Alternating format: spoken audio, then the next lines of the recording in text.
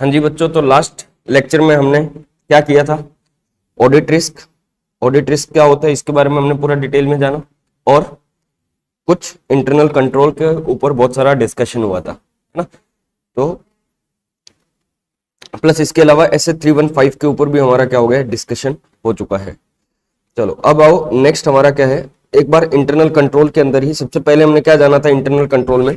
Internal control में हमने देखा कि इंटरनल कंट्रोल का मीनिंग क्या है। तो मीनिंग ऑलरेडी आपका वो नोट से हो चुका है। ऑब्जेक्टिव्स क्या है इंटरनल कंट्रोल के, ये भी आपके नोट से हो चुके हैं। बेनिफिट क्या होंगे अगर आप अंडरस्टैंड करते हो इंटरनल कंट्रोल को, अंडरस्टैंड करते हो, ठीक है। तो बेनिफिट ऑफ, ध्यान रखना यहाँ पे कीवर्ड क्या है, benefit of understanding of internal control. आगे और भी वर्ड आएंगे जिसमें बेनिफिट लिखे होंगे इंटरनल कंट्रोल के, लेकिन वो अलग चीज के होंगे। लेकिन ये बेनिफिट सिर्फ किसके हैं कि अगर आप इंटरनल कंट्रोल को समझ लेते हो तो आपका क्या बेनिफिट है। एक बात बताना, क्या आपने यहाँ पे अभी कुछ भी चेक किया होगा क्या? नहीं, यहाँ पे आपने सिर्फ अंडरस्टैंड किया था, मतलब ये 315 की बात ही चल रही है। हाँ जी, उसके बाद हमने कुछ वेरियस एस्पेक्ट देखे इंटरनल कंट्रोल के, जो 4 सेक्शन में आपकी बुक के अंदर 4 सेक्शन में डिवाइड किए गए हैं। सबसे पहले हमने देखा general nature and characteristic of internal control, ये बात हम ऑलरेडी देख चुके हैं। सबसे पहले पर्पस ऑफ इंटरनल कंट्रोल, ये हमारा कंप्लीट हो चुका है। Second, limitation of internal control, तो ये भी हमारा नोट से कंप्लीट हो चुका है, ठीक है, ये लास्ट लेक्चर में हो गया था। उसके बाद में हमने देखे कंट्रोल्स रेलेवेंट टू ऑडिट, कि कौन कौन से कंट्रोल रेलेवेंट है ऑडिट के लिए, ठीक है, तो ये भी हमारे हो चुके हैं। Control over completeness and accuracy of information, control over safeguarding of asset, और control relating to objects that are not relevant to audit, जो ऑडिट से रेलेवेंट नहीं होंगे। और कुछ स्टैट्यूट होते हैं जो कहते हैं भैया आपको कंप्लायंस देखना पड़ेगा इंटरनल कंट्रोल के लिए, ठीक है। अब उसके बाद आओ nature and extent of understanding of relevant control. तो इसने कहा कि देखो हमें क्या करने पड़ेंगे, रेलेवेंट कंट्रोल का मतलब जो कंट्रोल्स रेलेवेंट है ऑडिट के लिए, उन रेलेवेंट कंट्रोल की बात हो रही है। तो कहते हैं भैया आपको क्या नेचर, क्या एक्सटेंट अपनाना पड़ेगा, मतलब कितना समझना पड़ेगा भाई, किस टाइप के कंट्रोल समझने पड़ेंगे। तो कहता है आपको बेसिकली ये 3 चीजें करनी है नेचर एंड एक्सटेंट के अंदर, आपको ये अंडरस्टैंडिंग में 3 चीजें करनी है। सबसे पहले आपको क्या समझना है, इवेल्युएशन। देखो हमें क्या करना होता है, आपको यही देखना होता है ना कि जो इंटरनल कंट्रोल है उसका जो डिजाइन किया गया है, जो इंप्लीमेंटेशन किया गया है, जो मेंटेन किया गया है, वो प्रॉपर तरीके से है या नहीं है। तो सबसे पहले हमें, अभी मेंटेन का तो बाद में पता चलेगा, सबसे पहले हम क्या देखते हैं, डिजाइन और इंप्लीमेंटेशन। अब इनमें से हमें क्या इवेल्युएट करना पड़ेगा। अब पहले तो ये देखो कि डिजाइन का मतलब क्या है। कहता है evaluating the design of internal control. तो जब आप डिजाइन को इवेल्युएट करते हो तो उसमें क्या इन्वॉल्व होगा, तो कंसीडर करो वेदर कंट्रोल इंडिविजुअल या in combination with other control. मतलब कंट्रोल को बेसिकली चेक करना है, चाहे वो सिंगल कंट्रोल हो, चाहे वो 2-3 कंट्रोल्स मिलके बने, is capable of effectively preventing, detecting और करेक्टिंग मटेरियल मिसस्टेटमेंट। मतलब अभी सिर्फ ये समझना है कि जो कंट्रोल बनाए गए हैं, जो डिजाइन किया गया है, क्या वो इस टाइप के कंट्रोल है कि वो क्या कर सकते हैं, गलतियों को प्रिवेंट, डिटेक्ट, करेक्ट कर सकते हैं। सिर्फ ये समझना है। तो डिजाइन में हमें सिर्फ क्या देखना है, डिजाइन को जब इवेल्युएट करेंगे तो सिर्फ ये ऑडिटर सिर्फ ये समझेगा कि जो कंट्रोल लगाए जा रहे हैं, जो भी कंट्रोल बनाया है, क्या वो कंट्रोल इस टाइप का है कि वो प्रिवेंट, डिटेक्ट और करेक्ट कर सके मटेरियल मिसस्टेटमेंट को। सेकंड, हमें क्या देखना है, इंप्लीमेंटेशन। अब इंप्लीमेंटेशन का मतलब क्या होता है, इंप्लीमेंटेशन का मतलब कि एक तो कंट्रोल एग्जिस्ट कर रहा है और दूसरा वो कंट्रोल जो है एंटिटी उसको यूज भी कर रही है। ऐसा नहीं है सिर्फ बना के छोड़ दिया है। भाई हमने ये देख लिया कि डिजाइन तो बढ़िया है, कंट्रोल तो अच्छा बना हुआ है कि ये गलतियों को प्रिवेंट, डिटेक्ट तो करेक्ट तो कर लेगा, लेकिन उसका प्रॉपर तरीके से इंप्लीमेंटेशन ही नहीं हो रहा। इंप्लीमेंटेशन का मतलब कंट्रोल एग्जिस्ट भी कर रहा है और उसको सही तरीके से यूज भी किया जा रहा है, ठीक है। तो इंप्लीमेंटेशन को भी देखना पड़ेगा। There is a little point in assessing implementation of control that is not effective and so the design of control is considered first. तो इंप्लीमेंटेशन को बाद में चेक किया जाएगा, पहले क्या चेक किया जाता है, डिजाइन चेक किया जाता है, ठीक है। उसके बाद में और आप क्या काम कर सकते हो, एक्सटेंड, मतलब और कैसे समझ सकते हो, बताओ क्या नेचर रहेगा समझने का कंट्रोल को, रैप लगा के, बेसिकली रैप लगा के समझ सकते हो। अब रैप में तो क्या करना होता है, इंक्वायरी, ऑब्जर्वेशन और इंस्पेक्शन। तो ये 3 काम कर लो। अब यहाँ पे एनालिटिकल प्रोसीजर तो आपका लगेगा नहीं, लेकिन यहाँ पे एक बात और बोला कि आप क्या लगा लो, वॉक थ्रू टेस्ट लगा लो। वॉक थ्रू टेस्ट समझ लो, वॉक थ्रू टेस्ट क्या होता है, कोई भी ट्रांजेक्शन जहां से भी स्टार्ट हो रहा है, बिगिनिंग से जहां से भी स्टार्ट हो रहा है और जहां पे एंड हो रहा है, उस पूरे के पूरे ट्रांजेक्शन को एक एक पॉइंट उसका समझ लो। जहां से ट्रांजेक्शन स्टार्ट हुआ और जहां पे खत्म हुआ, इन दोनों का एक एक जो भी रेलेवेंट पॉइंट है, जैसे भी यह डेटा सेल कैसे होती है, तो सेल का एक एक पॉइंट समझो कि सबसे पहले हमारे यहाँ पे क्या आता है, ऑर्डर आता है, तो ऑर्डर का वो पॉइंट चेक करो कि ऑर्डर सही से, तो ट्रेस करना है इस पूरे को।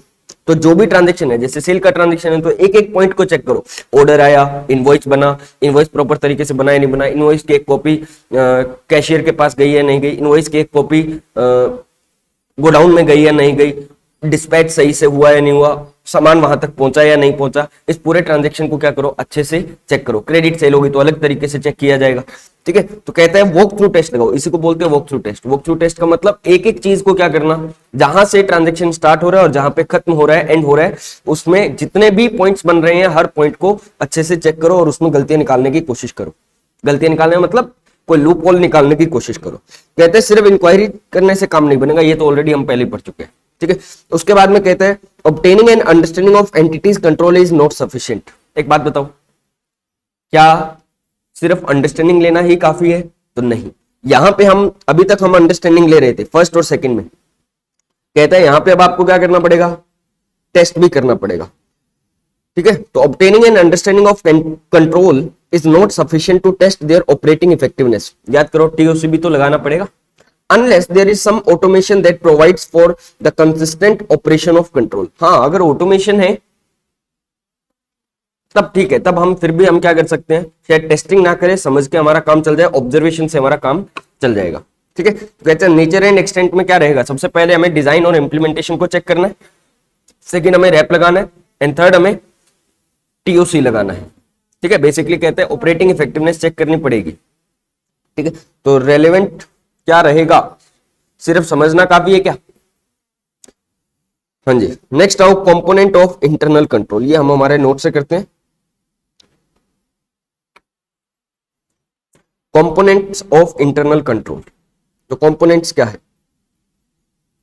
सबसे पहला component, component of internal control का मतलब ये कंट्रोल कितनी चीजों से मिलकर बना है, क्या क्या चीजें उसमें इंक्लूड होती है। तो कहते हैं भैया कंपोनेंट में ना टोटल कितने कंपोनेंट्स है हमारे? 5। पहला कंट्रोल एनवायरनमेंट, सेकंड क्या है, risk assessment process of entity, ठीक है। इसको पूरा अगर लिखे तो क्या है, risk assessment process of entity. Third क्या है, information system including business process, कहते हैं इंफॉर्मेशन सिस्टम भी इसमें इंक्लूड होगा, कंट्रोल एक्टिविटीज भी इसमें इंक्लूड होगी, और मॉनिटरिंग ऑफ कंट्रोल भी इसमें इंक्लूड होगा। तो कंपोनेंट कितने हैं? बेसिकली 5। क्या क्या? Control environment, risk assessment process, information system, control activities और मॉनिटरिंग ऑफ कंट्रोल। अब इसको आप एक शॉर्ट फॉर्म में याद कर सकते हो। आपके लिए शॉर्ट फॉर्म क्या रहेगी, इसको ऐसे याद कर लेना, काकी मोसी रैप करे, ठीक है, ऐसे याद कर लेना। काकी का सीए का मतलब क्या हो गया, control activities, control activities. CE का मतलब क्या हो गया, कंट्रोल एनवायरनमेंट। एमओ का मतलब क्या हो गया, मॉनिटरिंग ऑफ कंट्रोल। एसआई का मतलब क्या हो गया, इंफॉर्मेशन सिस्टम या सिस्टम इंफॉर्मेशन बुला दो इसको। रैप का मतलब क्या हो गया, risk assessment process of entity, ठीक है। तो कई बार ये भी पूछ लेते हैं कि कंपोनेंट्स क्या है इंटरनल कंट्रोल के। अभी अंदर का नया पूछे, सीधा यही पूछ ले कि बताओ क्या कंपोनेंट्स है इंटरनल कंट्रोल के, तो 5 कंपोनेंट्स रहेंगे। कौन कौन से? काकी मोसी रैप करे, ठीक है। तो सीए से मतलब कंट्रोल एक्टिविटीज, सीई का मतलब कंट्रोल एनवायरनमेंट, एमओ का मतलब मॉनिटरिंग ऑफ कंट्रोल्स, और एसआई का मतलब सिस्टम इंफॉर्मेशन, और रैप का मतलब रिस्क असेसमेंट प्रोसेस। अब सबसे पहले आओ कंट्रोल एनवायरनमेंट। क्या है कंट्रोल एनवायरनमेंट, क्या मतलब है कंट्रोल एनवायरनमेंट का, पहले ये समझते हैं।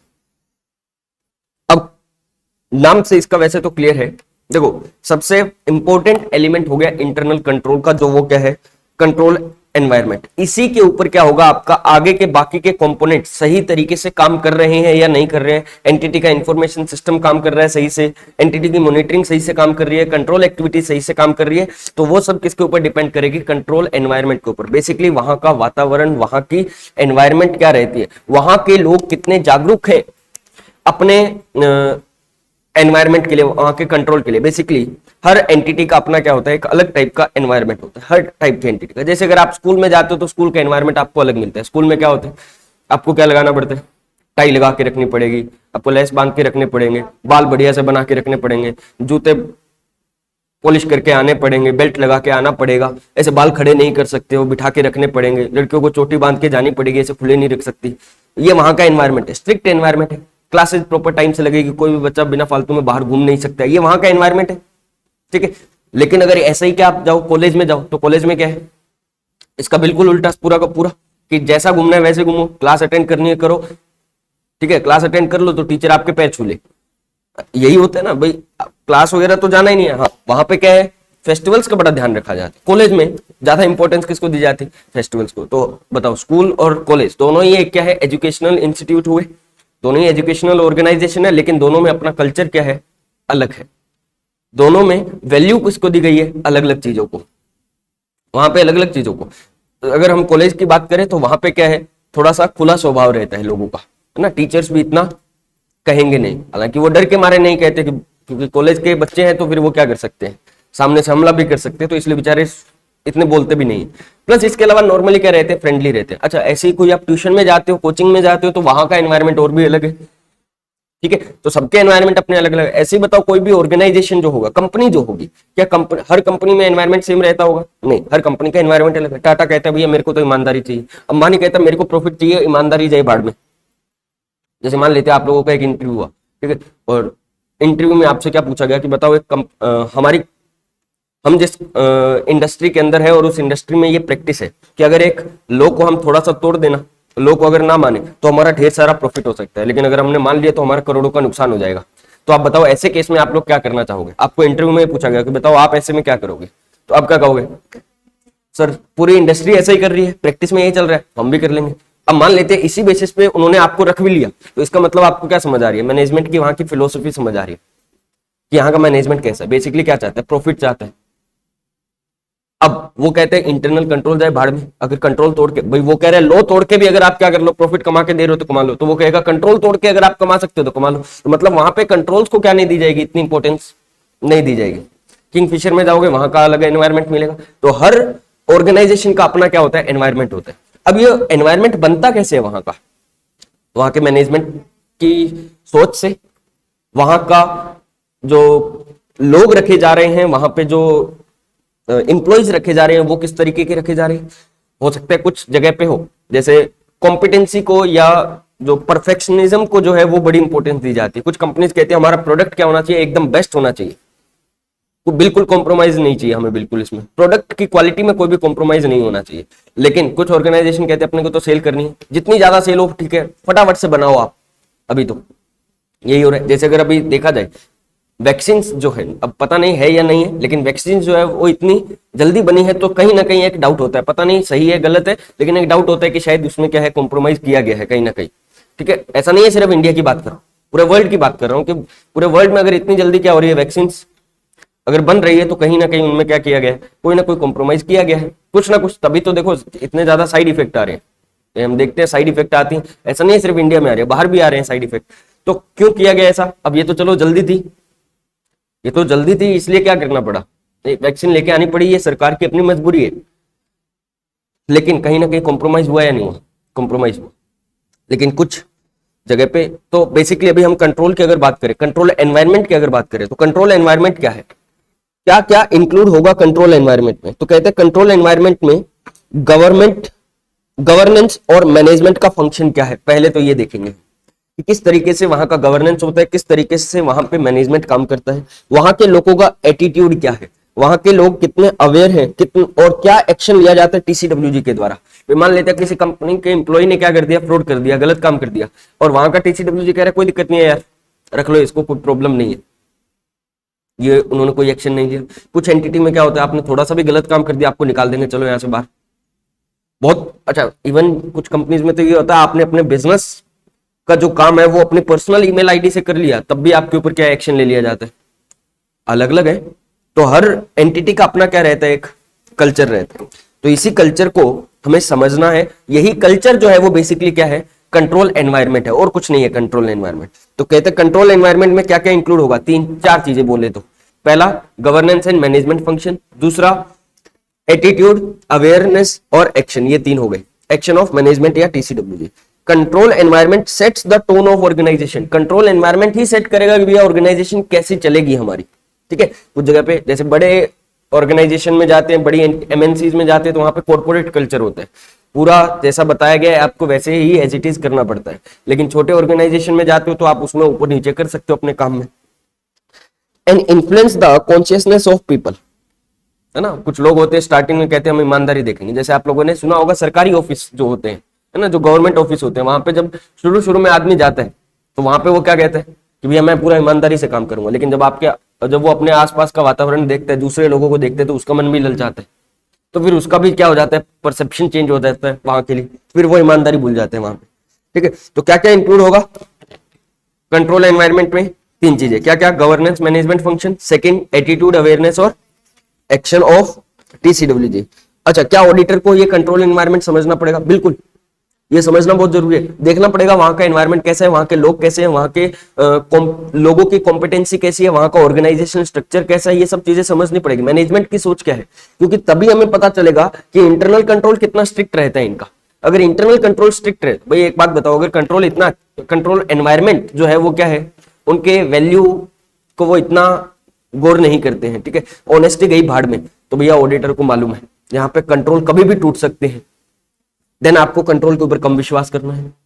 तो क्या कंट्रोल एनवायरनमेंट एक इंपॉर्टेंट एलिमेंट हो गया हमारे लिए? हो गया है। अंडरस्टैंडिंग कंट्रोल एनवायरनमेंट, कहता है ऑडिटर को भी समझना पड़ेगा। Auditor shall obtain N understanding of control environment. For this purpose auditor को क्या करना है? Evaluate management has created a culture of honesty and ethical behaviour. तो इसके लिए ऑडिटर को पहले तो ये समझना पड़ेगा मैनेजमेंट का रोल क्या है, क्या मैनेजमेंट ने यहाँ पे ऑनेस्टी का कल्चर और एथिकल बिहेवियर को इंपॉर्टेंस दी है या नहीं दी है। और दूसरा, अदर एलिमेंट्स ऑफ कंट्रोल भी आपको समझने पड़ेंगे। और एलिमेंट ऑफ कंट्रोल एनवायरनमेंट जो है वो provide appropriate foundation for other component of internal control. ये तो हमने कहा कि अगर कंट्रोल एनवायरनमेंट जैसा है उसी के अकॉर्डिंग बाकी के एनवायरनमेंट रहने वाले, बाकी के एलिमेंट रहने वाले। क्लियर है इतना? पक्का? 2 बात समझ आ रही है?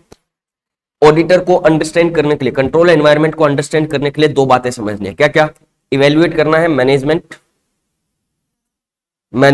जो है वो क्या वो कल्चर ऑफ ऑनेस्टी और एथिकल बिहेवियर को प्रमोट करता है या नहीं करता है। सेकंड, बेसिकली चेक नहीं करना है उसको, element of control environment check करने हैं, जिससे ये पता चल सके कि जो आगे के एलिमेंट्स है वो कितने एफिशिएंट होंगे, वो कितने काम के होंगे।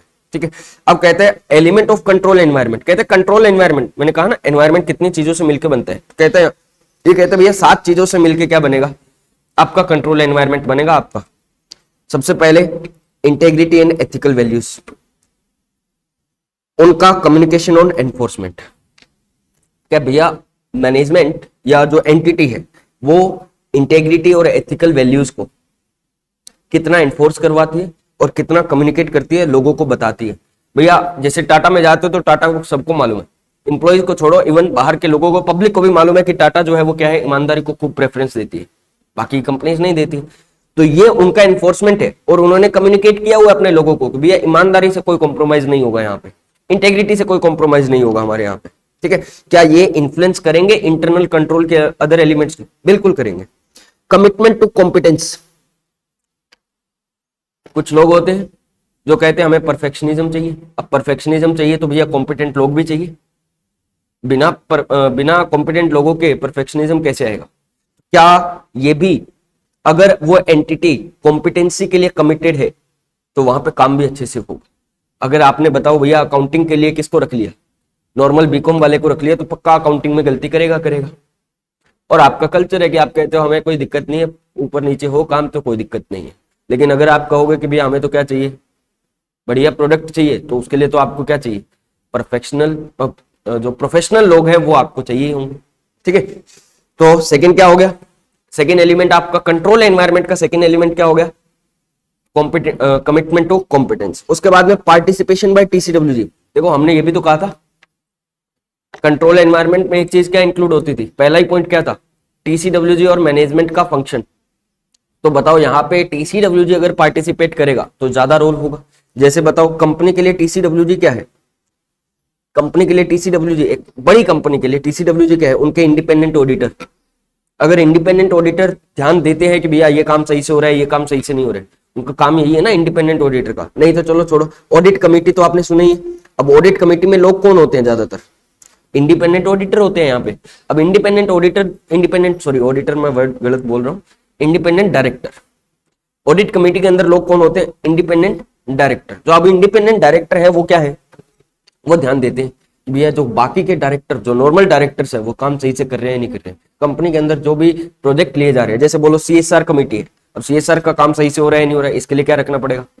इंडिपेंडेंट, ये ऑडिट कमेटी नहीं, सॉरी, इसके लिए CSR कमेटी बनती है अलग से, लेकिन उसमें इंडिपेंडेंट डायरेक्टर होते हैं। अब इंडिपेंडेंट डायरेक्टर का काम तो यही है, ठीक है। तो क्या ऑडिट कमेटी एक TCWG है? बिल्कुल है, इसका काम ध्यान रखना है, ठीक है। तो कहते हैं इनका कितना कंट्रीब्यूशन है, कितना पार्टिसिपेशन है एंटिटी के अंदर, ठीक है। अब बड़ी एंटिटी है उसमें तो है, लेकिन छोटी एंटिटीज में शायद कई बार TCWG और मैनेजमेंट एक ही होता है, तो फिर वहां पे इतना ध्यान नहीं रख पाएंगे हम, ठीक है। तो पार्टिसिपेशन देखना पड़ेगा TCWG का कितना है, ये भी इंपैक्ट डालेगा। मैनेजमेंट की फिलोसफी, मैनेजमेंट का ऑपरेटिंग स्टाइल क्या है, काम करने का तरीका क्या है। जैसे आपको मैंने बताया कि रिलायंस के अंदर तो क्या है, काम करने का तरीका प्रॉफिट है, जहां से प्रॉफिट होता हो काम कर लो, कोई दिक्कत ही नहीं। ये उनकी सोच है, लेकिन कुछ एंटिटी की सोच यही हो ये जरूरी नहीं। कुछ एंटिटी चाहती है हमारे सोशल वेलफेयर हो, ठीक है।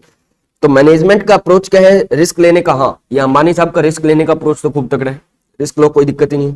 एटीट्यूड क्या है, action toward financial reporting, profit बढ़ा के दिखाना, प्रॉफिट कम करके दिखाना, ये सब है। और attitude toward information processing, information को कैसे प्रोसेस करना है, किस टाइप से होगी, किस तरीके से कैप्चर किया जाएगा, ये सब बातें बताना। तो चौथा एलिमेंट क्या हो गया, मैनेजमेंट की फिलोसफी क्या है। उसके बाद में ऑर्गेनाइजेशन का स्ट्रक्चर कैसा है।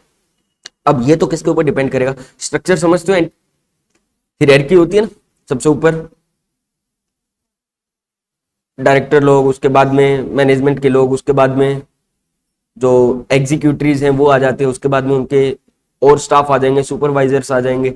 तो इस टाइप से एक ऑर्गेनाइजेशन का स्ट्रक्चर बनता है। अब बड़ी एंटिटीज में तो ये हायरार्की बहुत बड़ी होगी, ऑर्गेनाइजेशन का स्ट्रक्चर बहुत बड़ा होगा। छोटी एंटिटीज में कम होगा। किसके ऊपर डिपेंड कर रहे हैं, साइज के ऊपर, एंटिटी कैसी है, प्लस इसके अलावा वहां के लोग किस तरीके से काम करना चाहते हैं, वहां का मैनेजमेंट किस तरीके से काम करवाना चाहते हैं, उसके हिसाब से हायरार्की बनेगी। तो वहां पर भी तो रोल रहेगा। तो ऑर्गेनाइजेशन स्ट्रक्चर भी क्या रहता है, एक इंपॉर्टेंट एलिमेंट रहेगा किसके लिए, कंट्रोल एनवायरनमेंट के लिए। उसके बाद में assignment of authority and responsibility. तो असाइनमेंट ऑफ अथॉरिटी, असाइनमेंट का मतलब किसी को काम देना, एंड उसकी रिस्पॉन्सिबिलिटी भी फिक्स की जाती है। और HR की पॉलिसी, ये बड़ा सबसे इंपॉर्टेंट है। HR की पॉलिसी क्या है, अब जैसे बड़ी एंटिटीज में जाते हो तो भैया आपको वहां पे सीधा जॉब नहीं देते, पहले आपको ट्रेनिंग वगैरह दिलवाते हैं। प्लस इसके अलावा वो क्या रखते हैं, कोई ना कोई प्रोफेशनल को रखते हैं, ऐसे सीधा किसी को रखते भी नहीं है। ये उनके क्या है, HR की पॉलिसीज है, ठीक है। अब ज्यादा डिटेल में तो नहीं कर पाएंगे, अब इतना ही कर पाएंगे। तो एलिमेंट क्या रहेंगे, control environment.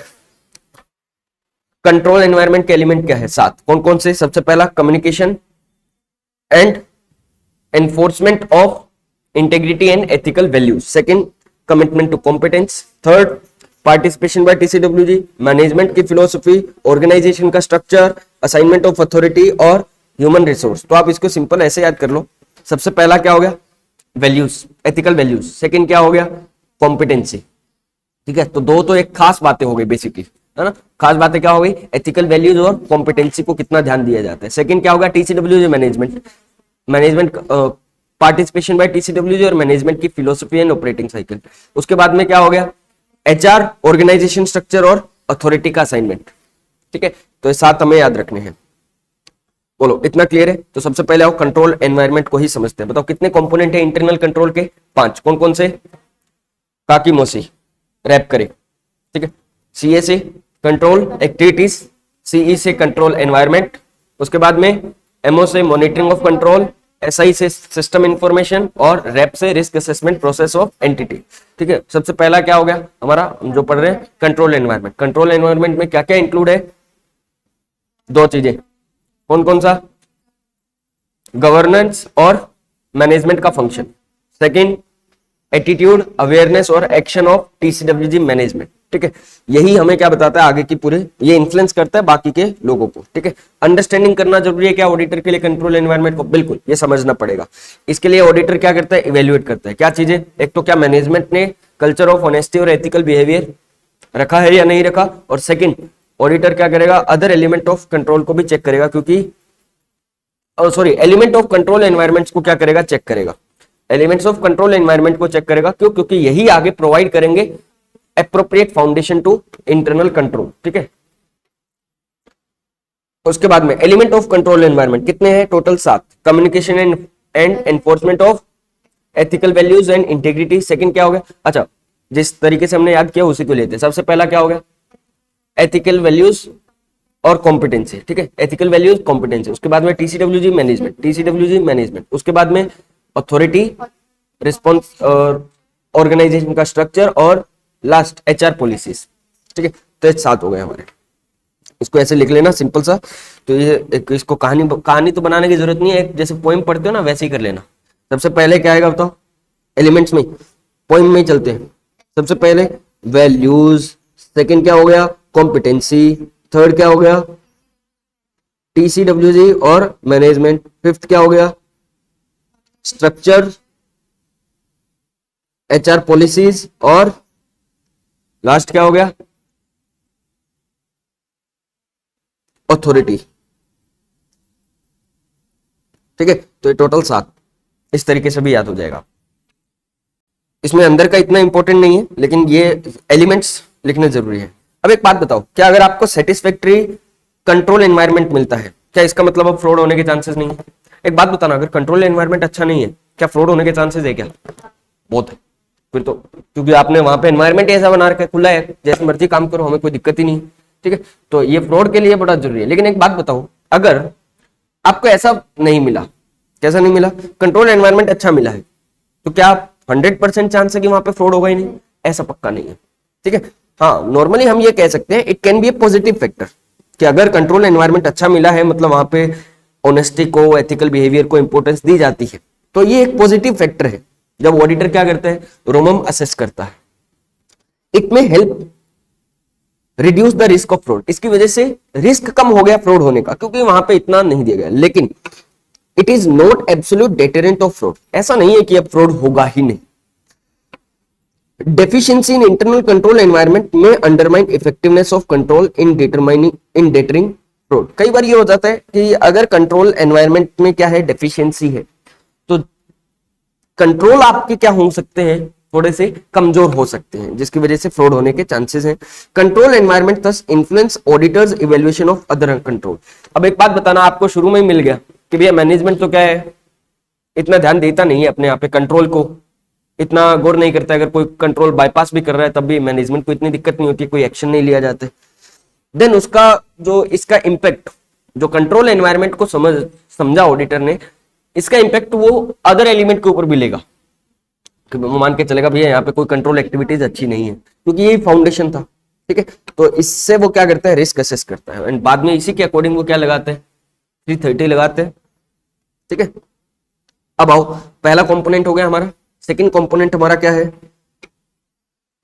Information system. Second component हमारा क्या है, information system including business process. अभी इंफॉर्मेशन सिस्टम का मतलब क्या, इंफॉर्मेशन सिस्टम का मतलब क्या है कि भैया एंटिटी के पास में जो भी, क्योंकि देखो अल्टीमेटली हमें यहाँ पे कौन से इंफॉर्मेशन सिस्टम से लेना देना है, जिनका इंपैक्ट, जो देखो हम क्या चाहते हैं भैया, फाइनेंशियल रिपोर्टिंग जो हो रही है उसमें सारी की सारी क्या आ जाए, एंटिटी की जो भी फाइनेंशियल स्टेटमेंट की इंफॉर्मेशन है वो सारी की सारी इसमें होनी चाहिए ना, फाइनेंशियल स्टेटमेंट में सारी इंफॉर्मेशन होनी चाहिए। तो अब इसके लिए क्या बनाना पड़ेगा, एक इंफॉर्मेशन सिस्टम भी तो बनाना पड़ेगा एंटिटी को, तो ये जानना पड़ेगा हमें। अब क्या क्या जाने हम इंफॉर्मेशन सिस्टम में, भाई हम यही चाहते हैं राइट टाइम पे राइट पर्सन को राइट इंफॉर्मेशन मिल जाए, ताकि एंटिटी का काम सही से चल सके। लेकिन हमें सिर्फ कौन से इंफॉर्मेशन सिस्टम से लेना देना है, जिसका इंपैक्ट फाइनेंशियल स्टेटमेंट में जाना है, ठीक है। जनरली हमें उसी से ही लेना देना है, हमें ज्यादा कोई लेना देना नहीं है। अब इसको ऐसे समझो, अमेजोन है, अब अमेजोन का तो इंफॉर्मेशन सिस्टम बहुत तगड़ा है। अमेजोन का जो साइट अगर आप देखोगे तो देखो इतना तगड़ा इसका इंफॉर्मेशन सिस्टम है कि आप लोगों ने देखा होगा कि जनरली आपने जिस टाइप के सर्च किए हुए हैं उसी के अकॉर्डिंग वो आपको क्या दिखाता है, आपके ऊपर वो साइट क्या हो जाती है, आपकी डिजाइन हो जाती है। अगर आपने जूते, बुक्स, यही आपने क्या है नॉर्मली वहां पे देखा हुआ है, तो जनरली आपको जो रिकमेंड किया जाता है वो भी क्या रिकमेंड किया जाता है, जूते और बुक्स ही आपको क्या की जाती है, पूरी साइट के ऊपर देखने को मिलेगी। और आप कहोगे कि वाह हमारी साइट पे तो सिर्फ क्या आ रहा है, जूते और, लेकिन यही आप दूसरे के फोन में देखोगे उसने कुछ और सर्च किया हुआ है, तो वो उसके हिसाब से साइट डिजाइन हो गई। ये उनका इंफॉर्मेशन सिस्टम है, वो पूरा ये रिकॉर्ड रखते हैं कि भैया आप उस साइट पे कब आए, कितनी देर आप उस साइट पे रुके, आपने नॉर्मली किस चीज को सर्च किया है, आप कहां से आप मान लेते हैं आप फ्लिपकार्ट से छोड़ के कहां आए थे, अमेजोन पे आए थे, फ्लिपकार्ट पे जो आपने छोड़ा उसी प्रोडक्ट को आपने क्या ले लिया, अमेजोन पे ले लिया, देन उसी के अकॉर्डिंग वो आपको क्या करते रहते हैं, सब कुछ दिखाते रहते हैं। और भी बहुत सारी उनमें क्या है, इंफॉर्मेशन सिस्टम है। लेकिन क्या ऑडिटर को इस टाइप की इंफॉर्मेशन सिस्टम से लेना देना है कि भैया साइट किस, नहीं, हमें सिर्फ वो वाली लेना देना है जिसका फाइनेंशियल स्टेटमेंट पे इंपैक्ट जाना है। तो बताओ फाइनेंशियल स्टेटमेंट पे इंपैक्ट किस चीज का जाएगा, कि आपने ऑर्डर कब किया, क्योंकि हमें तो हम अगर हम अमेजोन के ऑडिटर हैं तो हमें तो ये देखना है सेल कब बुक हो रही है उसकी, हमें तो ये देखना है ना। अब जब आप क्या कर रहे हो, मान लेते हैं आपने पेमेंट कर दिया और उस तब ऑर्डर किया, पेमेंट करके आपने हाथों हाथ क्या कर लिया, ऑर्डर किया है, तो वहां पे ट्रांजैक्शन बुक होना चाहिए। लेकिन सीओडी के मामले में कब होना चाहिए, जब ऑर्डर किया तब, या जब कैश पे हुआ तब, देखना पड़ेगा। ठीक है, ये समझना पड़ेगा ऑडिटर को। ऑडिटर को ये देखना पड़ेगा कि भैया ये रिकॉर्ड कैसे हुआ, इनके यहाँ पे सेल कैसे बुक हुई, वो तो साइट पे बुक हुआ ना, लेकिन फाइनेंशियल स्टेटमेंट कैसे बने हैं, उसकी रिकॉर्डिंग कैसे हुई है, देन उसके बाद में जनरल लेजर में कैसे गया, ये पूरा का पूरा ऑडिटर को क्या करना है, इसका प्रोसेस समझना पड़ेगा। इसी को बोलते हैं इंफॉर्मेशन सिस्टम। तो ऑडिटर को, ऑडिटर शेल ऑब्टेन अंडरस्टैंडिंग किसकी, इंफॉर्मेशन सिस्टम, और जो भी उनकी बिजनेस प्रोसेस है उनकी relevant to financial reporting. Auditor को सिर्फ कौन सी समझनी है, फाइनेंशियल रिपोर्टिंग वाली समझनी है, including the following.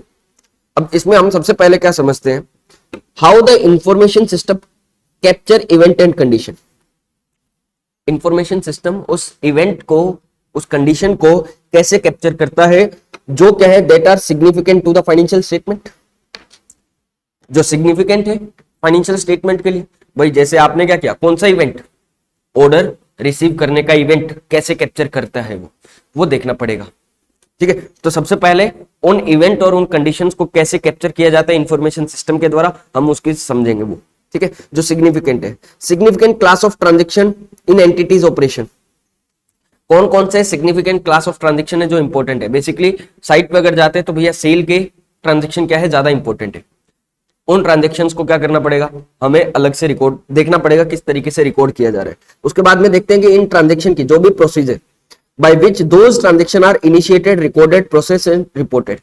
In transaction की कैसे रिकॉर्डिंग होती है, कैसे इनिशिएट होते हैं, ये कैसे प्रोसेस करवाए जाते हैं। देन अकाउंटिंग, अच्छा इन्हीं से रिलेटेड क्या बनेंगे हमारे एविडेंस भी, एंटिटी के पास में क्या एविडेंस रहते हैं, बाद में सपोर्टिंग एविडेंस क्या बचते हैं वो देखो।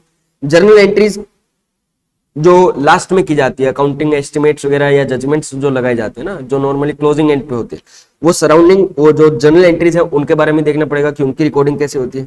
और लास्ट क्या प्रोसेस अपनाई जाती है एंटिटी के फाइनेंशियल स्टेटमेंट बनाने की। तो बेसिकली एक पूरा का पूरा क्या हो गया, प्रोसेस ही हो गया, प्रोसेस हो गया। सबसे पहले हम ये देखेंगे कि इवेंट और कंडीशंस को कैसे कैप्चर किया जाता है, फिर हम देखेंगे क्लास ऑफ ट्रांजैक्शन को, कौन से क्लास ऑफ ट्रांजैक्शन है जिनको रिकॉर्ड किया जाना चाहिए, फिर हम ये देखेंगे कैसे उनको रिकॉर्ड किया जाता है, कैसे उनको प्रोसेस करवाया जाता है, फिर हम ये देखेंगे कि इनके एविडेंस क्या रहते हैं, सपोर्टिंग एविडेंस क्या रहते हैं एंटिटी के पास में, फिर हम ये देखेंगे कि जो एविडेंस है उसके बाद में हम ये देखेंगे कि जो भी लास्ट में क्या की जाती है, जनरल एंट्रीज की जाती है, वो किस बेसिस पे की जाती है, उनको भी चेक करो, उसको कैसे रिकॉर्ड किया जाता है। और लास्ट हमें ये देखना है कि फाइनेंशियल रिपोर्टिंग अल्टीमेटली कैसे, फाइनेंशियल स्टेटमेंट कैसे बनते हैं। ये बेसिकली इनका क्या हो गया, पूरा का पूरा इंफॉर्मेशन सिस्टम, ये ऑडिटर को समझना पड़ेगा। टोटल कितने स्टेप हो गए हमारे, 6 ही तो पॉइंट है। ठीक है, चलो अब एक एक पढ़ लेते हैं। सबसे पहला क्या होगा, सिग्निफिकेंट क्लास ऑफ, सबसे पहला चलो हम हमारे अकॉर्डिंग लेके चलेंगे। सबसे पहले इवेंट और कंडीशन को कैसे कैप्चर किया जाता है, how the information system capture event and condition that are significant to financial statement. उसके बाद में हम कहते हैं क्लास ऑफ ट्रांजेक्शन। तो सिग्निफिकेंट क्लास ऑफ ट्रांजेक्शंस जो है, जो एंटिटी के ऑपरेशन में आ रहे हैं वो देखो। उसके बाद में हम कहते हैं जो procedure by which those transactions are initiated, reported, process और रिकॉर्डेड। ठीक है, उसके बाद में हम कहते हैं सपोर्टिंग इंफॉर्मेशन जो है, जैसे कि अकाउंटिंग रिकॉर्ड्स एक्सेट्रा, जो फाइनेंशियल स्टेटमेंट में यूज किए जाते हैं, जिनकी वजह से इनिशिएट, बेसिकली वाउचर्स वगैरह हो गए यहाँ पे। उसके बाद में कंट्रोल ओवर जनरल एंट्रीज और financial reporting process use to prepare entities financial statement. ठीक है, ये हमें देखना पड़ेगा। उसके बाद में और रिलेवेंट टू कम्युनिकेशन, कम्युनिकेशन से रिलेटेड भी क्या होता है, आपका इंफॉर्मेशन सिस्टम होता है। एंटिटी किस तरीके से कम्युनिकेट करती है। Auditor shall obtain understanding how how entity communicates roles and responsibility, कैसे बताया जाता है कि हमारी क्या रिस्पॉन्सिबिलिटी है, आपकी क्या रिस्पॉन्सिबिलिटी है, किनको, इंटरनली, बेसिकली मैनेजमेंट और टीसीडब्ल्यूजी को। मैनेजमेंट की क्या रिस्पॉन्सिबिलिटी है, टीसीडब्ल्यूजी की क्या रिस्पॉन्सिबिलिटी है, ये डिसाइड करना पड़ेगा। तो उसका क्या कम्युनिकेशन सिस्टम है, और एक्सटर्नली भी बेसिकली रेगुलेटर्स को, ठीक है, जैसे कि ट्राई हुआ, सेबी हुआ, इनको किस तरीके से ये इंफॉर्मेशन पहुंचाई जाती है। तो ये पूरे सिस्टम हमें क्या करने पड़ते हैं, चेक करने पड़ेंगे। समझ आ रही है बात, बोलो। तो इंफॉर्मेशन सिस्टम हमें चेक करना है। उसके अलावा कहते हैं following points need to be considered in this regard, information system से रिलेटेड कुछ पॉइंट्स हमें ध्यान रखने पड़ेंगे। ऑडिटर को क्या करना पड़ेगा, अंडरस्टैंड करना पड़ेगा क्या, रोल एंड रिस्पॉन्सिबिलिटीज, ठीक है। Communication should provide understand of individual role and responsibilities pertaining to internal control over financial reporting. तो ऑडिटर को सबसे पहले समझना है रिपोर्ट और सॉरी रोल एंड रिस्पॉन्सिबिलिटी। उसके बाद में रिलेशनशिप ऑफ एक्टिविटीज, जितनी भी एक्टिविटीज हो रही है। अच्छा, ये वैसे ना ऑडिटर को ही नहीं समझना, ये वहां के लोगों को भी समझाना है। ऑडिटर को ये देखना है कि वहां के लोग ये बातें समझे हुए हैं या नहीं समझे हुए, ठीक है। तो पहले ये देखो कि क्या वहां के लोगों को ये मालूम है कि उनका क्या रोल है, क्या रिस्पॉन्सिबिलिटीज है, क्या उनको कम्युनिकेट किया गया है। सेकंड, ये देखो कि जो भी अलग अलग टाइप की एक्टिविटीज हो रही है, क्या उनमें कोई आपस में रिलेशन है, होना भी चाहिए। ऐसा नहीं है कि भैया सब काम अलग अलग चलेंगे। बेसिकली आपको मैं बोलूं कि भैया सेल की जो है वो सेल का लिंक किससे होना चाहिए, मार्केटिंग वाले से होना चाहिए, क्योंकि उसी के अकॉर्डिंग वो सेल करेंगे। सेल का लिंक किससे होना चाहिए, प्रोडक्शन वाले से होना चाहिए, क्योंकि जितना सेल करना है उसी के अकॉर्डिंग प्रोडक्शन होगा। प्रोडक्शन वाले का लिंक फाइनेंस वाले से होना चाहिए, क्योंकि जितना, और एचआर से भी होना चाहिए, क्योंकि जितना प्रोडक्शन करना है उसके लिए एम्प्लॉय चाहिए तो एचआर लेके आएगा, और जितना प्रोडक्शन करना है उसके लिए जो रॉ मटेरियल चाहिए, उसके लिए जो पैसा चाहिए वो फाइनेंस वाले को मालूम है, ठीक है। उसके अलावा पॉलिसी मैनुअल बने हुए हैं क्या, फाइनेंशियल रिपोर्टिंग मैनुअल बने हुए हैं क्या, तो ये कम्युनिकेशन में ये भी इन्वॉल्व होना चाहिए। ओपन कम्युनिकेशन चैनल भी रहना चाहिए कि भैया अगर कोई एक्सेप्शनल आइटम्स हैं वो भी क्या कर दी जाए, सीधा डायरेक्टर तक पहुंचे जाए। और less structured and easier for small entities. हाँ, ये इंफॉर्मेशन सिस्टम जो होता है वो वहां पे छोटी एंटिटीज में इतना स्ट्रक्चर्ड नहीं होता और आसान होता है, सीधा बता दो जाके ओनर को भैया ये दिक्कत आ रही है। लेकिन बड़ी एंटिटीज में प्रॉब्लम होती है यहाँ पे, ठीक है। तो बड़ी एंटिटीज के लिए अगर बोलूं तो बेसिकली हमें क्या क्या किन किन बातों का ध्यान रखना है, अंडरस्टैंड करना है रोल एंड रिस्पॉन्सिबिलिटीज। सेकंड, हमें अंडरस्टैंड करना है relationship of activities, policy manual देखने पड़ेंगे, और ओपन कम्युनिकेशन चैनल है या नहीं, ये चार चीजें हमें देखनी है। और छोटी एंटिटीज की तो लेस स्ट्रक्चर्ड रहता ही है। बोलो, इसमें कोई दिक्कत नहीं। तो ये हमारा क्या हो गया, सेकंड कौन सा, information system including business process. उसके बाद में हम थर्ड कंपोनेंट देख रहे हैं, इंटरनल कंट्रोल का थर्ड कंपोनेंट क्या है, risk assessment process. Risk assessment process, यहां ध्यान रखना, कंफ्यूज मत हो जाना। हम लोग नॉर्मली रैप बुलाते हैं, लेकिन किसके लिए बुलाते थे अभी तक, ऑडिटर के पॉइंट ऑफ व्यू से बुलाते थे कि ऑडिटर जाके क्या करेगा, रिस्क असेस करेगा। लेकिन एक बात बताओ यार, एंटिटी खुद भी तो रिस्क असेस करती होगी कि हमारे यहाँ पे क्या बिजनेस रिस्क है, क्या चीजें दिक्कत, क्या गलत होने के चांसेस है, वो सब रिस्क असेस करते होंगे।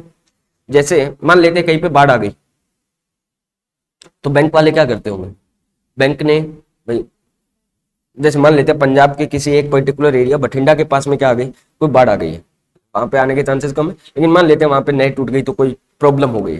अब बैंकों को प्रॉब्लम होगी, एक क्या प्रॉब्लम होगी कि बैंकों ने ज्यादातर क्या दिया होगा, किसानों को लोन दिया होगा। तो बैंक ने किसानों को लोन दिया हुआ है, तो क्या उसके यहाँ पे रिस्क है कि भैया वो लोन डूब जाएंगे, लोन डूब जाएंगे, ये रिस्क है। लेकिन अब इसके लिए उसको देखना तो पड़ेगा, रिस्क मेजर करने वाला कोई इंसान तो होना चाहिए ना वहां पे, रिस्क मेजर तो करेगा। ऐसे कैसे पता चल जाएगा बैंक को, तो एक रिस्क असेसमेंट टीम बनती है उनकी, बैंक की अपनी एक रिस्क असेसमेंट टीम होती है कि भैया ये लोन डूबने के चांसेस हमारे कितने हैं। बैंक ने देखा, वहां के लोगों ने देखा कि ठीक है भैया कि भले वहां पे क्या आई हुई है, बाढ़ हुई है, लेकिन इस बार क्या हुई है, इतनी खेती वगैरह वहां पे की नहीं हुई, तो लोगों का कोई लोन वगैरह इतना डूबेगा नहीं, डूबेगा, तो रिस्क नहीं था इतना। तो अलग अलग टाइप से क्या किया जाता है, जैसे अभी पेंडेमिक के टाइम पे भी क्या है, अभी रिस्क तो है ही। तो ऑडिटर को अंडरस्टैंड करना पड़ेगा किसका प्रोसीजर, मैनेजमेंट किस तरीके से रिस्क को असेस करता है। भाई एक बात बताओ, ये भी तो एक रिस्क है कि कल को मैनेजमेंट के ऊपर, कंपनी के ऊपर कोई क्या कर जाए, केस करके चला जाए। अगर कंपनी के ऊपर केस कर दिया तो हारने के चांसेस कितने हैं, जीतने के चांसेस कितने हैं, ये भी तो एक रिस्क है, इसको भी तो रिस्क करेंगे, ठीक है। तो मैनेजमेंट, पहले हम तो ये कहेंगे मैनेजमेंट तुम बताओ कि तुम्हें कैसे मालूम चलता है कि तुम्हारे ऊपर केस हो गया, वो तो कहेगा हमारे ऊपर नोटिस आता। तो बहुत सारी चीजें हमें क्या देखनी पड़ती है, इसके दौरान देखनी पड़ेगी। तो ऑडिटर को बेसिकली क्या देखना है, हमें ये देखना है कि क्या एंटिटी के पास में ऐसा कोई प्रोसेस है, क्या एंटिटी के पास में ऐसा कोई प्रोसेस है जिससे वो आइडेंटिफाई करते हो अपने बिजनेस रिस्क को कि हमारे ऊपर ये रिस्क आने वाला है। क्या अगर वो आइडेंटिफाई करते हैं तो वो ये देखो कि क्या वो रिस्क कितने जो भी उन्होंने आइडेंटिफाई किए हुए हैं, क्या उनको वो एस्टिमेट भी करते हैं कि ये कितने सिग्निफिकेंट है, हमारे बिजनेस के ऊपर कितना इंपैक्ट डाल सकते हैं। Assessing the likelihood of their occurrence, likelihood of their occurrence का मतलब चांसेस, कितने चांसेस है उस रिस्क के अकर होने के। And last deciding about action to those address, जैसे सिंपल बैंक वाला लेके चलो, ये रिस्क क्या लग रहा है, लोन डूब जाएगा, क्या वो सिग्निफिकेंट है, एग्रीकल्चरल लोन है, बहुत बड़े लोन दिए हुए हैं और सिर्फ पंजाब के, पूरे पंजाब के एरियाज में ये मान लेते हैं, तब तो एक सिग्निफिकेंट पोर्शन हो गया उसका, कितने चांसेस है। तो हमने देखा चांसेस थोड़े कम है, लेकिन अगर चांसेस क्या होते ज्यादा होते, चांसेस अगर ज्यादा होते तो उसके अगेंस्ट में एक्शन भी तो लेना पड़ेगा, तो फाइनेंशियल स्टेटमेंट में दिखाना पड़ेगा। तो भैया ये चार प्रोसेस हमें समझनी पड़ेगी कि क्या एंटिटी के पास में ये चार काम करती है एंटिटी या नहीं करती है। किसके लिए, रिस्क असेसमेंट के लिए। क्या एंटिटी जो है वो आइडेंटिफाई करती है अपना रिस्क, बिजनेस रिस्क, क्या उसको एस्टिमेट किया जाता है कितना वो सिग्निफिकेंट है, कितने चांसेस हैं उस रिस्क के अकर होने के, likelihood of their occurrence, and fourth क्या हो गया, action to address those risk. ठीक है, इंपॉर्टेंस फॉर द ऑडिटर, इसकी इंपॉर्टेंस क्या है ऑडिटर के लिए। Entities risk assessment process form the basis for the risk to be managed. If it is appropriate, it helps auditor to identify wrong. Basically, auditor खुद क्या कर लेगा वहां पे, एक बात बताओ, एंटिटी खुद कह रही है भैया हमें तो यहाँ पे रिस्क लग रहा है, ऑडिटर कहेगा ठीक है भैया ये तो फिर रिस्क मेरा भी बनता है। ठीक है, and whether it is appropriate और not, it is a matter of professional judgment. अब ये ऑडिटर का अपना प्रोफेशनल जजमेंट है, जो एंटिटी ने अपने रिस्क आइडेंटिफाई किए हुए हैं वो ऑडिटर को भी रिस्क लगे या ना लगे, ये एक प्रोफेशनल जजमेंट रहेगा। ठीक है, पक्का। तो अभी तक बताओ कितने एलिमेंट हुए हमारे इंटरनल कंट्रोल के, 3 एलिमेंट हो गए हैं इंटरनल कंट्रोल के। सबसे पहला एलिमेंट हमारा क्या था, कंट्रोल एनवायरनमेंट। सेकंड एलिमेंट हमारा क्या हो गया, इंफॉर्मेशन सिस्टम। थर्ड एलिमेंट हमारा क्या हो गया, रिस्क असेसमेंट प्रोसेस। ठीक है, risk assessment process of entity. तो सबसे पहले आओ कंट्रोल एनवायरनमेंट पे। कंट्रोल एनवायरनमेंट क्या था, कंट्रोल एनवायरनमेंट में क्या क्या इंक्लूड होगा, गवर्नेंस और मैनेजमेंट का फंक्शन, गवर्नमेंट और मैनेजमेंट का function. Second, attitude, awareness and action of TCWG management. ठीक है, उसके बाद में क्या ऑडिटर को अंडरस्टैंड करना है, बिल्कुल ऑडिटर को कंट्रोल एनवायरनमेंट अंडरस्टैंड करना पड़ेगा। क्या इवेल्युएट करेगा, ये देखना है क्या मैनेजमेंट ने कल्चर ऑफ ऑनेस्टी और कल्चर ऑफ एथिकल बिहेवियर को क्रिएट किया हुआ है या नहीं किया हुआ है। और साथ में ऑडिटर को इवेल्युएट करना है एलिमेंट ऑफ कंट्रोल एनवायरनमेंट, क्योंकि यही एक एप्रोप्रिएट फाउंडेशन है अदर एलिमेंट ऑफ कंट्रोल के लिए। ठीक है, ये इंपैक्ट डालेगा अदर एलिमेंट के ऊपर। और कंट्रोल एनवायरनमेंट के एलिमेंट्स क्या है, टोटल 7। हमारी पॉइंट क्या थी, सबसे पहले वैल्यूज, उसके बाद में कॉम्पिटेंसी, वैल्यूज कॉम्पिटेंसी, उसके बाद में TCWG management, values competency TCWG management, उसके बाद में स्ट्रक्चर, एचआर और अथॉरिटी। ठीक है, टोटल हमारी 7 बातें। ठीक है, क्या अगर सेटिस्फैक्ट्री मतलब अच्छा कंट्रोल एनवायरनमेंट मिला तो पक्का फ्रॉड नहीं होगा, नहीं, लेकिन हाँ ये एक पॉजिटिव फैक्टर है जिसमें थोड़े से चांसेस क्या हो जाएंगे फ्रॉड के, कम हो जाएंगे, लेकिन ऐसा नहीं है कि फ्रॉड होगा ही नहीं। उसके बाद में आओ इंफॉर्मेशन सिस्टम। इंफॉर्मेशन सिस्टम जिसमें हम क्या देखेंगे, बिजनेस प्रोसेस भी देखते हैं। ऑडिटर को क्या करना है, अंडरस्टैंडिंग लेनी है किसकी, इंफॉर्मेशन सिस्टम की। अब इसमें भी एक पूरा प्रोसीजर था। हम अमेजोन की बात करते हैं कि अमेजोन सबसे पहले कैसे कैप्चर करेगा उन इवेंट और कंडीशन को जो सिग्निफिकेंट है फाइनेंशियल स्टेटमेंट के लिए। सेकंड, ऑडिटर नहीं, अमेजोन की बात चल रही है, उन ट्रांजैक्शन और स्पेसिफिक क्लास ऑफ ट्रांजैक्शंस को भी यहां पे क्या करना पड़ेगा, आइडेंटिफाई करना पड़ेगा जो फाइनेंशियल स्टेटमेंट में इंपॉर्टेंट होंगे। थर्ड, ऑडिटर नहीं, फिर से यहां पे आ गए। अच्छा पहले एक बार 2 बताओ, फिर दोबारा से लेते हैं इसको। पहला क्या हो गया, कैप्चर कैसे किया जाता है इवेंट कंडीशन को। सेकंड क्या हो गया, क्लास ऑफ ट्रांजैक्शन ढूंढना। थर्ड क्या हो गया, उनको कैसे रिकॉर्ड किया जाता है जो भी ट्रांजैक्शन आपने आइडेंटिफाई किया। फोर्थ, उनके लिए क्या सपोर्टिंग एविडेंस हमें मिलते हैं। फिफ्थ, लास्ट में जो जर्नल एंट्रीज होती हैं उनके ऊपर कंट्रोल कैसा है। और लास्ट क्या हो गया, फाइनेंशियल रिपोर्टिंग प्रोसेस कैसे रहती है। ठीक है, यह सब हमें जानना पड़ेगा। उसके बाद में रेलेवेंट क्या है कम्युनिकेशन का, भैया इंटरनली आप देख लो कि मैनेजमेंट टीसीडब्ल्यूजी के बीच में कैसे बात होती है, एक्सटर्नली आप ये देख लो कि जो रेगुलेटर्स वगैरह हैं उनसे किस टाइप से बात होती है, ये भी अंडरस्टैंड करना पड़ेगा ऑडिटर को। कुछ पॉइंट्स ऑडिटर को इंफॉर्मेशन सिस्टम के रिगार्डिंग ध्यान में रखने पड़ेंगे। सबसे पहले रोल एंड रिस्पॉन्सिबिलिटीज ध्यान में रखनी है, रिलेशनशिप एक्टिविटीज ध्यान में रखनी है, और जो भी उनका पॉलिसी मैनुअल है या फाइनेंशियल रिपोर्टिंग मैनुअल है वो ऑडिटर को ध्यान में रखना पड़ेगा। ओपन कम्युनिकेशन चैनल जो है वो ऑडिटर को ध्यान में रखना पड़ेगा। और स्मॉल एंटिटीज के लिए क्या रहते हैं, लेस स्ट्रक्चर रहते हैं। उसके बाद में रिस्क असेसमेंट प्रोसेस चेक करना है किसका, एंटिटी का।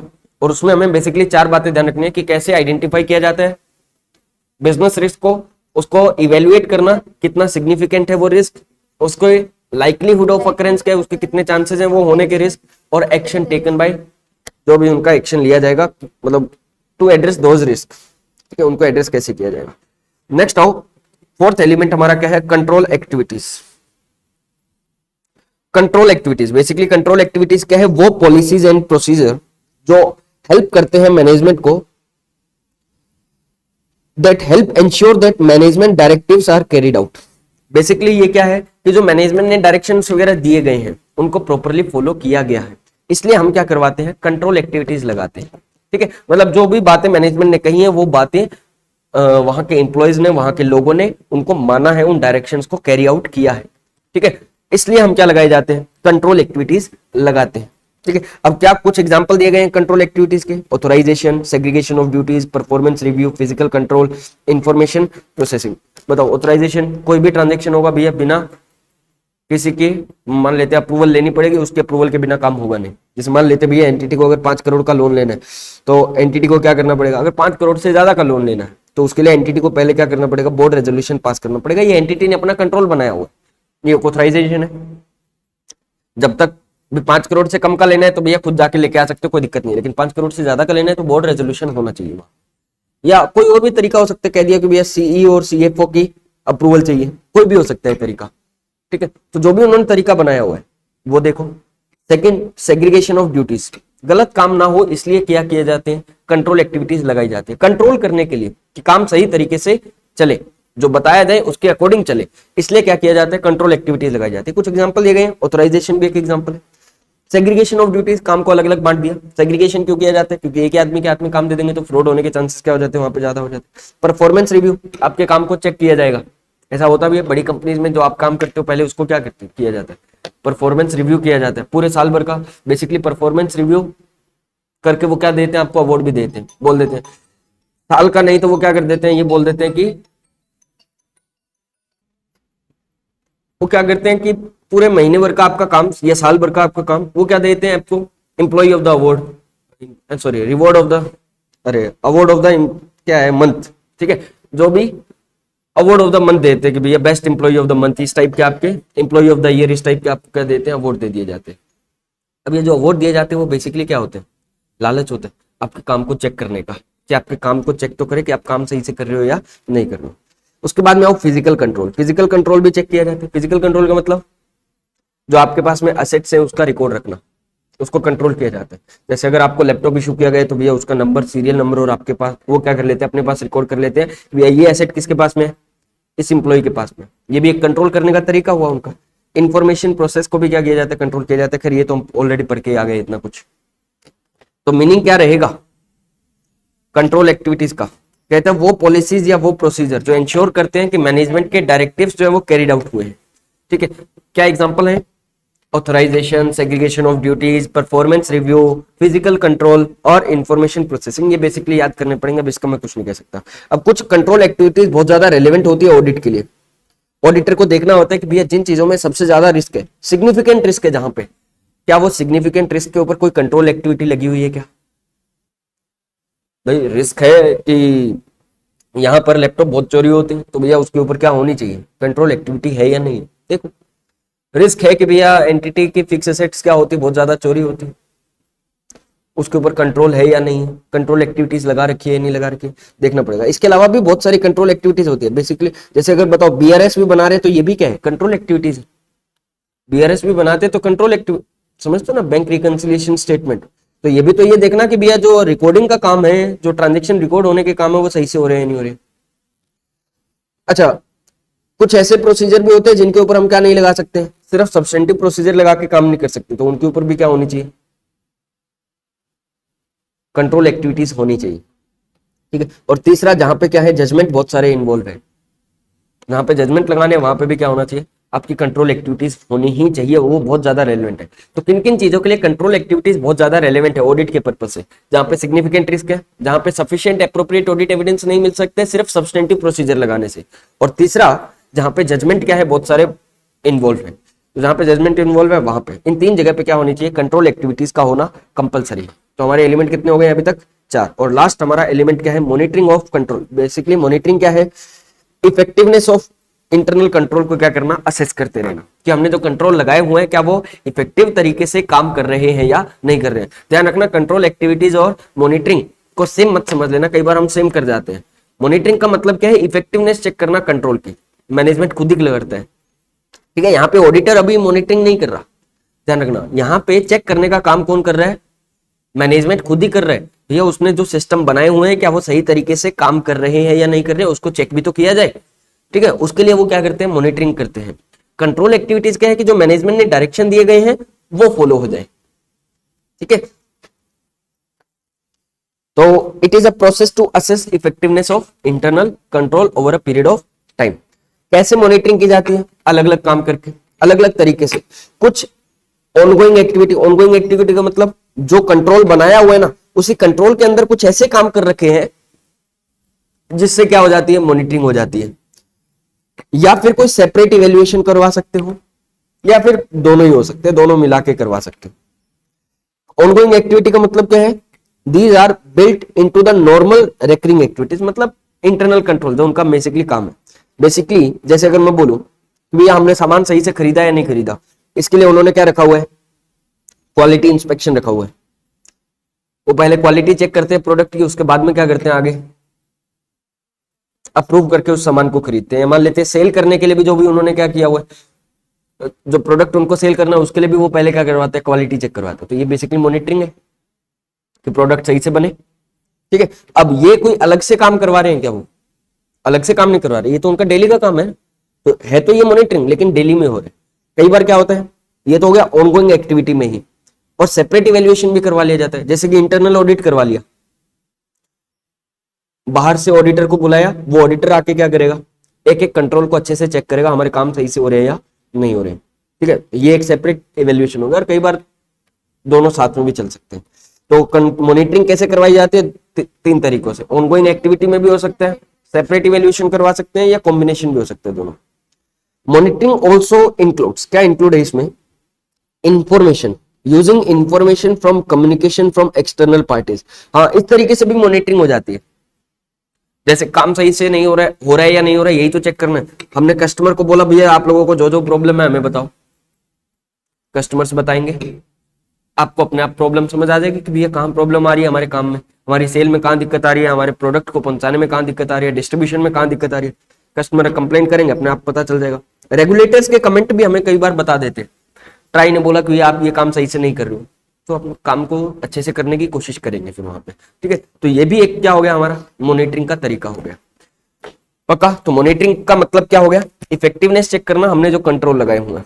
कैसे किया जा सकता है, ऑनगोइंग एक्टिविटी से किया जा सकता है, सेपरेट इवेल्युएशन करवाया जा सकता है, दोनों हो सकते हैं।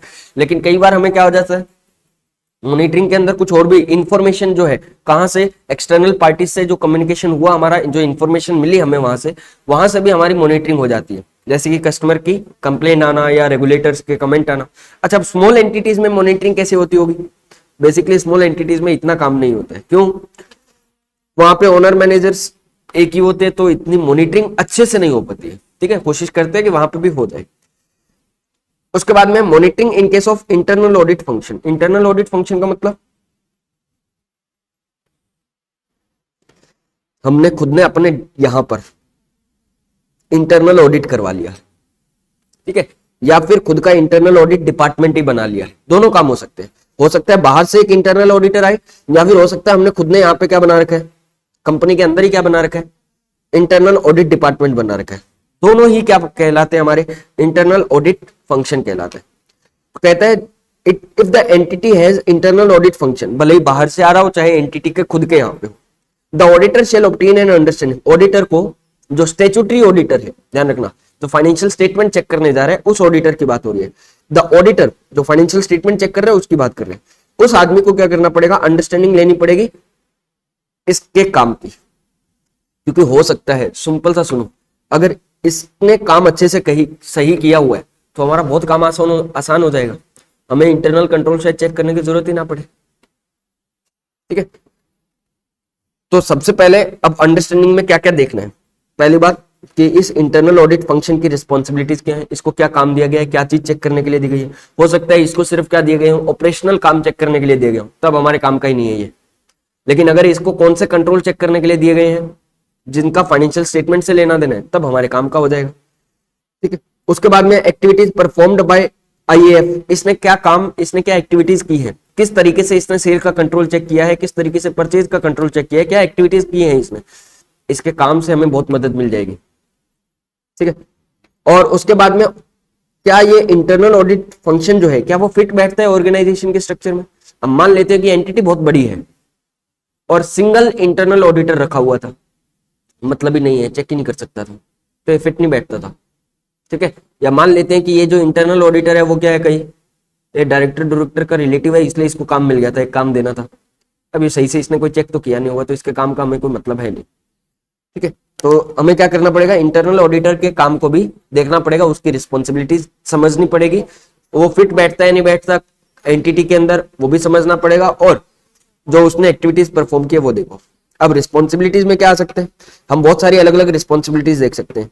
पहला कि मैं क्या इंटरनल ऑडिटर ने मॉनिटरिंग अच्छे से की है। भाई इंटरनल ऑडिटर का काम तो यही था ना, एक बात बताओ, सेपरेट इवेल्युएशन यही तो है, मॉनिटरिंग ऑफ इंटरनल कंट्रोल जो इंटरनल ऑडिटर कर रहा है।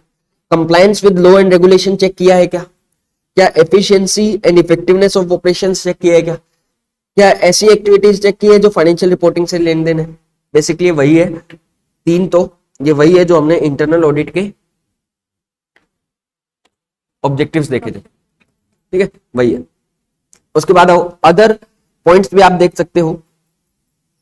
IAF related to financial reporting is relevant to auditor, कब, जब कहते हैं भैया जो इंटरनल ऑडिटर ने जो फाइनेंशियल रिपोर्टिंग से रिलेटेड उसने काम किया वो ऑडिटर के लिए रेलेवेंट हो सकता है, स्टैट्यूटरी ऑडिटर के लिए। कब, IAF may be relevant to audit if its activities are related to financial reporting, जो उसने काम किया वो फाइनेंशियल रिपोर्टिंग से लेन देन था।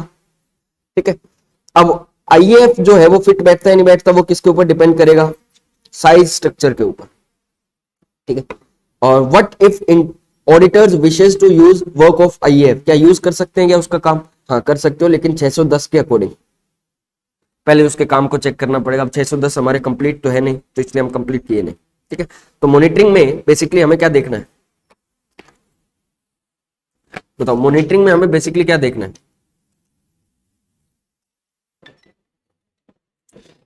हाँ जी, तो अब हमने देखो ये तो कंप्लीट कर लिया है। ठीक है, तो हमारे कंपोनेंट्स क्या हो गए हैं, कंप्लीट हो गए हैं। अब फटाफट से अब हम इन कंपोनेंट्स को क्या करते हैं, रिवाइज करते हैं। सबसे पहला कंपोनेंट हमारा क्या था, कंट्रोल एनवायरनमेंट। कंट्रोल एनवायरनमेंट पे हमने क्या देखा, कंट्रोल एनवायरनमेंट में कुछ इंक्लूड होगा, ऑडिटर को अंडरस्टैंड करना पड़ेगा। और तीसरा क्या था, element of control environment.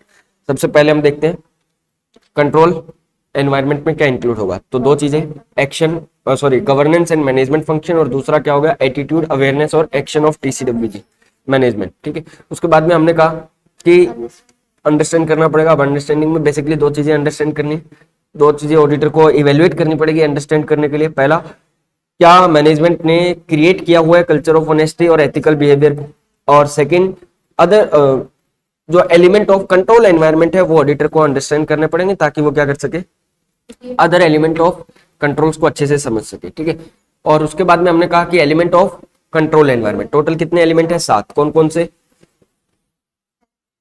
Point क्या थे, सबसे पहले वैल्यूज और कॉम्पिटेंसी, उसके बाद में टीसीडब्ल्यूजी मैनेजमेंट, उसके बाद में ऑर्गन स्ट्रक्चर, एचआर पॉलिसीज और अथॉरिटी। ठीक है, ये 7 पॉइंट हमें याद करने पड़ेंगे।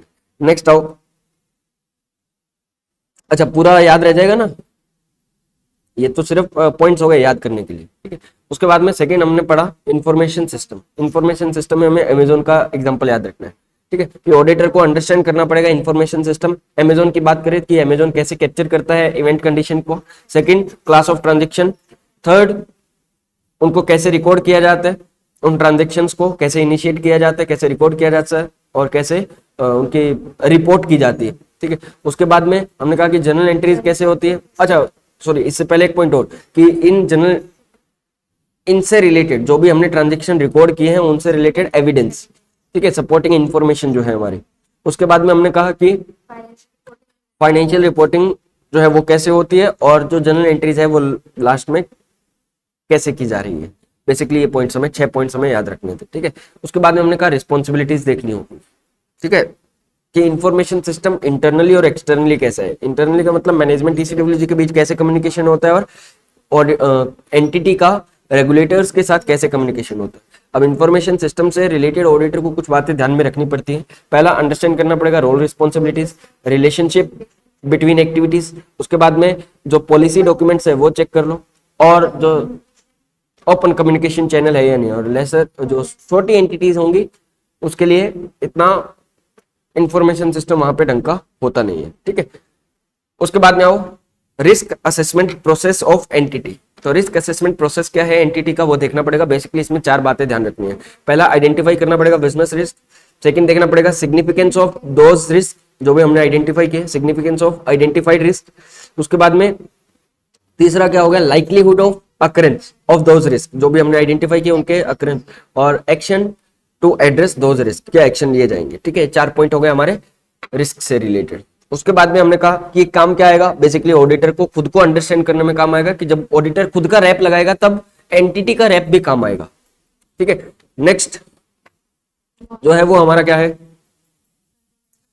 Control activities. कंट्रोल एक्टिविटीज क्या था, मतलब क्या था कंट्रोल एक्टिविटीज का, ये देखना कि जो मैनेजमेंट के डायरेक्टिव्स है, जो मैनेजमेंट के द्वारा डायरेक्टिव्स दिए गए वो कैरिड आउट हुए या नहीं हुए। अच्छा क्या एग्जांपल्स थे, authorization, segregation of duties, BRS लिख सकते हो, फिजिकल कंट्रोल जो है वो लिख सकते हैं हम, इंफॉर्मेशन प्रोसेसिंग लिख सकते हैं हम। अच्छा उसके बाद में किन चीजों के लिए कंट्रोल एक्टिविटीज रेलेवेंट है, जहां पे सिग्निफिकेंट रिस्क हो, जहां पे सब्सटेंटिव प्रोसीजर जो है वो सिर्फ सब्सटेंटिव प्रोसीजर जो है वो सफिशिएंट एप्रोप्रिएट ऑडिट एविडेंस नहीं दे सकते, और तीसरा जहां पे जजमेंट इन्वॉल्व हो। इन 3 जगह पे कंट्रोल एक्टिविटीज आपकी रेलेवेंट रहने वाली है। उसके बाद में आओ नेक्स्ट मॉनिटरिंग ऑफ कंट्रोल। ये अच्छा खासा बड़ा था। मॉनिटरिंग का मतलब क्या था, इफेक्टिवनेस ऑफ इंटरनल कंट्रोल, कितना इफेक्टिव है। उसके बाद में कैसे अकम्प्लिश किया जाएगा, मतलब मॉनिटरिंग कैसे की जाएगी, ऑनगोइंग एक्टिविटी में भी हो सकती है, सेपरेटली करवा सकते हैं। सेपरेटली का मतलब इंटरनल ऑडिट करवाना बेसिकली, और दोनों का कॉम्बिनेशन भी हो सकता है।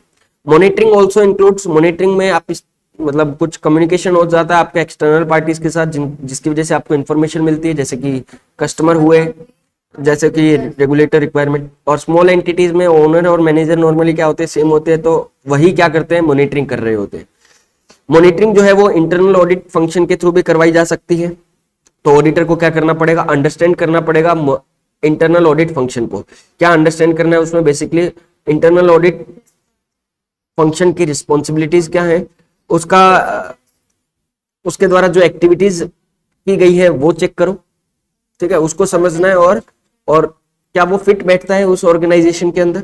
उसके बाद में अब बहुत सारी अलग अलग रिस्पॉन्सिबिलिटीज हो सकती हैं इंटरनल ऑडिट फंक्शन की। सबसे पहले रिस्पॉन्सिबिलिटी मॉनिटरिंग, काम उसका चेक करना कंट्रोल को, ये काम उसका है ही। और उसके बाद में 3 ऑब्जेक्टिव है हमारे, कौन से, इंटरनल कंट्रोल वाले, कंप्लायंस विद लोअर रेगुलेशन देखना, ऑपरेटिंग इफेक्टिवनेस ऑफ ऑपरेशन देखना, और एक्टिविटीज जो फाइनेंशियल रिपोर्टिंग से रिलेटेड है, ठीक है। क्या आईएएफ मतलब इंटरनल ऑडिट फंक्शन ने जो फाइनेंशियल रिपोर्टिंग से रिलेटेड है क्या वो रेलेवेंट हो सकती है ऑडिटर के लिए, अगर एक्टिविटीज अच्छे से की गई है तो रेलेवेंट हो सकती है। ऑब्जेक्टिव आईएएफ ऑब्जेक्टिव जो है वो डिपेंड करेगा साइज के ऊपर, एंटिटी स्ट्रक्चर के ऊपर, या मैनेजमेंट की रिक्वायरमेंट के ऊपर। क्या होगा अगर ऑडिटर चाहे कि वो इंटरनल ऑडिट फंक्शन के काम को यूज करना चाहे कर सकता है, लेकिन वही है बेसिकली एक्टिविटी चेक करना पड़ेगा, और ऐसे 610 के अकॉर्डिंग पहले उसका प्लान वगैरह सब कुछ चेक करना पड़ेगा, ठीक है। ये हमने आज किया है, लेकिन एक पॉइंट हमारा रह गया जो रिवीजन में नहीं हुआ। सबसे पहला पॉइंट जो हमने किया था वो हमारा क्या था, तो सबसे पहला पॉइंट आज हमने क्या किया था, nature and extent of understanding internal control. क्योंकि ये क्या नेचर रहेगा क्या एक्सटेंट रहेगा, जिसमें हमने सबसे पहले कहा था इवेल्युएट करो डिजाइन को, और सेकंड आपको क्या करना पड़ेगा, इम्प्लीमेंटेशन भी चेक करना पड़ेगा, इम्प्लीमेंटेशन भी तो चेक करना है। अच्छा इवेल्युएट करना है डिजाइन को, इसका मतलब बेसिकली आपको क्या देखना है कि जो कंट्रोल है क्या वो इतना कैपेबल है कि वो गलतियों को प्रिवेंट, डिटेक्ट, करेक्ट कर सके। और इवेल्युएशन का मतलब क्या है, इम्प्लीमेंटेशन का मतलब क्या हो गया कि जो कंट्रोल है वो वास्तव में एग्जिस्ट कर रहा है और उसको यूज भी किया जा रहा है, ठीक है। 2 कीवर्ड हो गए, एग्जिस्ट और यूज। उसके बाद में हमने कहा रैप लगाओ, रैप में बेसिकली वही 3 काम तो वही करने हैं, इंक्वायरी करना है, इंस्पेक्शन करना है, ऑब्जर्वेशन करना है। और चौथा पॉइंट क्या था, walk through test. Walk through test का मतलब ट्रेस करना ट्रांजेक्शन को स्टार्टिंग से लेके लास्ट तक। और एक लास्ट में उसका एक पॉइंट और रह गया था हमारा कि कुछ बेसिकली भले ही आप कितना भी अंडरस्टैंड कर लो कंट्रोल को, लेकिन आपको क्या करना पड़ेगा, कंट्रोल्स को टेस्ट तो करना पड़ेगा unless there is any automation. ठीक है, अगर ऑटोमेशन वगैरह है तो एक अलग बात है। तो इसी के साथ हमारा कंपोनेंट्स जो है वो बेसिकली क्या हो गए हैं, कंप्लीट हो गए हैं।